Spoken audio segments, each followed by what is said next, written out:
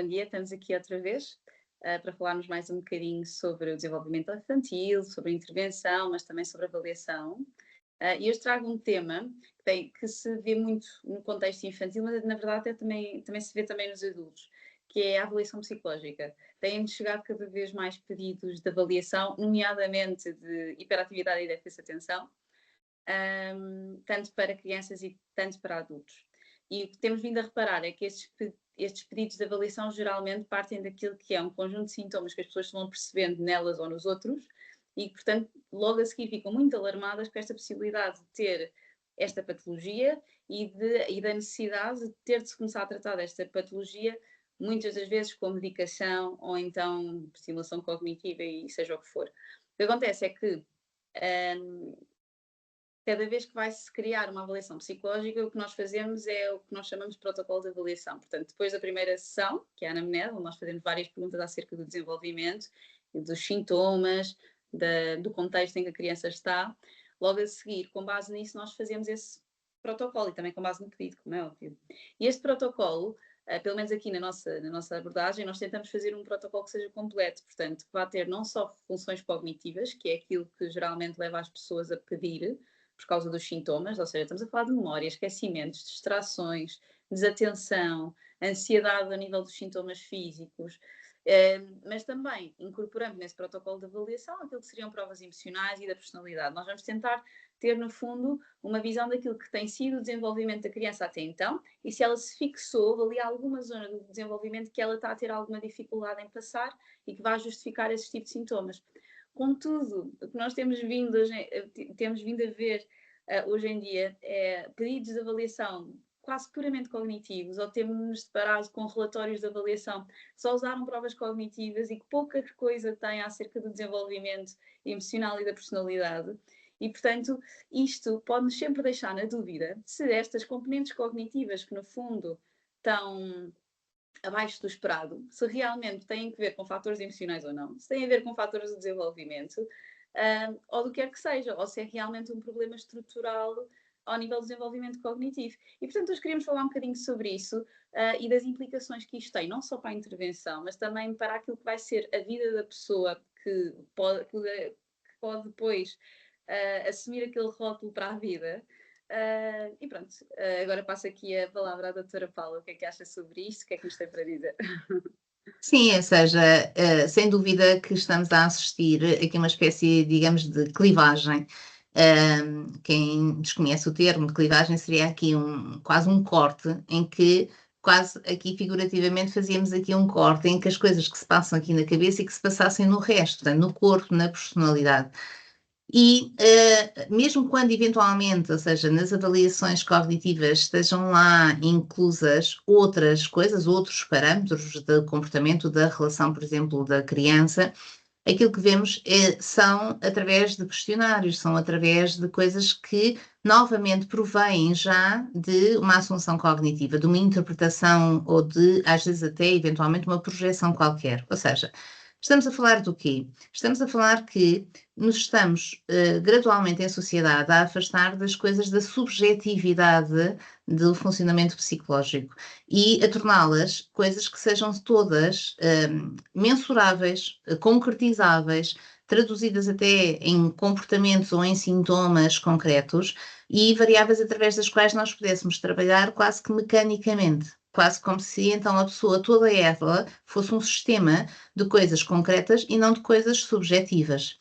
E aqui estamos a cair num grande erro. Porquê? Porque nós não conseguimos ter uma espécie de uma parametrização que nos faça depois o diferencial. Eu costumo usar este exemplo. Se vocês estiverem com alguns sintomas em que estejam, imaginem, com febre e até vos dói um bocado a cabeça, vocês têm milhares de quadros que o médico, se vos atender, vai considerar que vocês têm a partir desses 2 sintomas iniciais. Porque, ou seja, nós podemos estar com febre e com dor de cabeça por milhares de razões. Então, o que é que o médico vai fazer? Tendencialmente ele vai tentar fazer esse diferencial para que nós possamos ver, ok, então acrescenta-se isto e acrescenta-se aquilo e acrescenta-se aquilo. Há coisas que vão ser muito diretas, vocês vão dizer, eu também tenho isto e tenho aquilo, e vocês veem e o médico vê. E, portanto, novamente, são coisas concretas. Mas, se calhar o médico, porque está treinado a ver um bocadinho para além disso, se calhar ele vai notar ou faz-vos fazer aquela pergunta, então é isto, não é? E também acontece, e vocês nem tinham pensado sequer como é que isso poderia ter a ver com aquilo. Mas de facto até tem a ver e até depois se compreende que afinal aquela febre inicial vinha de um quadro X. Estamos a fazer aqui, paralelamente, esta simbologia de comparação com a psicologia, exatamente igual. Portanto, nós não podemos apenas colocar aqui numa espécie, digamos, de um saco, em que fosse ao alcance de todos, porque se as coisas fossem assim, só cognitivas, só operacionais, só concretas, qualquer um poderia fazer isso. Qualquer um conseguiria aplicar o teste, ver os resultados e dizer os resultados são estes e, portanto, temos aqui estas dificuldades. Porquê? Porque seria sempre uma coisa de linha e de conclusão direta, de conclusão operacional, não de interpretativa e de correlação com fatores que depois são subjetivos e que também têm que contribuir, e contribuem sempre, garanto-vos, para aquilo que se está a passar com a criança ou mesmo com o adulto. Então, temos aqui alguns exemplos. A criança não consegue, imaginem, aprender na escola, não está a conseguir, por exemplo, aprender a ler. Então se não está a conseguir aprender a ler, é igual, é disléxica. Não necessariamente. A criança pode não estar a conseguir aprender a ler por questões, lá está, inerentes, subjetivas e de organização perceptiva. O que é a percepção? É a capacidade que o cérebro teve em treinar-se, em conseguir reconhecer os signos que usamos para a realidade. Vamos imaginar, uma pessoa que tem esta dificuldade perceptiva, nem sempre, quando usam signos nas sinaléticas, por exemplo, nos sinais, às vezes mudam ali os símbolos, e isso é tão comum até, por exemplo, nas casas de banho. Se formos observando, nós tínhamos sempre símbolos que eram inequívocos. Era um homem e era uma mulher, e agora põem uns símbolos às vezes um bocado estilizados. E esta pessoa que tem dificuldades perceptivas, em certos signos e símbolos, é capaz de ficar ali, nem que seja uma hesitação de, bem, qual é que é o homem, qual é que é a mulher? Estão a ver porquê? Porque aquilo tornou-se abstrato demais. E do ponto de vista perceptivo, a pessoa não tem essa plasticidade. Então, vamos ver que a pessoa não está a conseguir ler porque, do ponto de vista da organização perceptiva, não está a conseguir distinguir as simetrias cima, baixo, ou direita, esquerda, por exemplo, dos signos que nós usamos. Reparem, a escrita e a leitura é um conjunto de signos. Nós é que não nos damos conta, porque são um conjunto de letras que são signos e que se leem daquela maneira. Se nós formos para outra língua, nós, se calhar, vão usar ali uns arabescos que não nos dizem nada e que têm uns sons estranhos ou que se conjugam entre si num som estranho. Então, tudo isto está correlacionado eventualmente com esta percepção. E se esta percepção estiver prejudicada, a pessoa não vai conseguir ler com facilidade. Mas não é pelas suas faculdades de leitura, é pelas suas dificuldades perceptivas. Como é que nós vamos perceber isso? Sim, os testes cognitivos vão nos dar um apontamento disso. Mas, quando o teste cognitivo nos diz a percepção está prejudicada, ele não nos diz se isso é endógeno intrínseco, interno, ou seja, do ponto de vista da construção da personalidade da criança ou mesmo do adulto, tenham ficado prejudicadas estas coisas por questões de personalidade, ou seja, a organização perceptiva é apenas um parâmetro da organização daquele pensamento dentro daquela personalidade, e aí é um tipo de trabalho e de abordagem, ou se eventualmente não esteja a conseguir ter a organização perceptiva, que sim, aparece lá no teste, mas por uma coisa reativa, imaginem, que seja do aqui e agora, ou até só por falta de estimulação e falta de treino, que nós, às vezes, estimulando e treinando diretamente, a criança consiga depois fazer, ou arranjar alguns truques para fazer essa diferenciação e começa a ler, está? Portanto, temos aqui apenas um exemplo, e muitos haverá, em que nós poderemos ter coisas reativas, coisas situacionais, coisas estruturais e coisas que, inclusivamente, possam estar a ser expressas naquilo que acontece com a criança na escola, em termos de aprendizagem, ou com o adulto depois funcionalmente, por exemplo, no seu trabalho, mas que não derivem de coisas situacionais do aqui e agora, estados depressivos, estados confusionais, estados de desmotivação, estados mais ansiosos, que fosse preciso fazer ali uma elaboração do sentimento. Nós estaríamos a falar às vezes de coisas que não cresceram com a pessoa, sempre foram dificuldades e que advêm mais dos aspectos subjetivos da personalidade que deveriam então ser avaliados. Sim, sem dúvida. Sim, e realmente a psique humana é extremamente complexa e, portanto, vai ter um conjunto de coisas que estão a acontecer ao mesmo tempo e que é difícil para nós perceber a ordem, não é? Nós sabemos é que elas acontecem ao mesmo tempo. E, portanto, ou seja, quem fala de avaliação cognitiva também temos falado da avaliação neuropsicológica, só que nós temos esta tendência de querer dar sentido às coisas e com princípio, meio e fim, ter uma linha de pensamento mais linear, não é? De A vai dar a B, não é?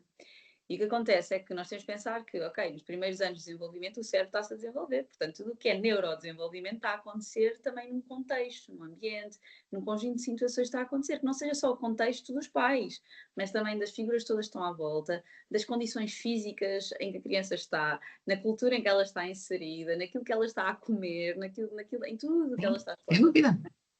e nós muitas das vezes temos a tendência a pensar que o neurodesenvolvimento é uma coisa com que a pessoa só nasce, mas não, nós estamos a desenvolver, há coisas que efetivamente a pessoa nasce, sem dúvida, que são de origem mais genética, mas há outras que, sem dúvida, que vão afetar logo o desenvolvimento neurológico nesses primeiros anos de vida, não é?